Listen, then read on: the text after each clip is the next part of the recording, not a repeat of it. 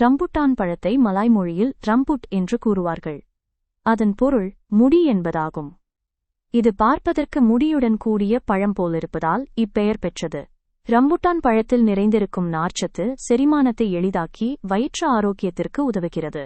இதில் குடல் நன்மை அளிக்கும் பாக்டீரியாவும் உள்ளது. இதனால் அழற்சி மற்றும் வயிறு கோளாறுகள் குறைகின்றன. ரம்புட்டானில் விட்டமின் சி மிகுந்துள்ளது. இது நோய் எதிர்ப்பு சக்தியை அதிகரித்து வெள்ளை அணுக்களை உருவாக்கி தொற்றுகளுக்கு எதிராக பாதுகாப்பு அளிக்கிறது. இது இரும்புச்சத்தை உறிஞ்ச உதவும். இரத்த ஓட்டத்தை சீராக்கும்.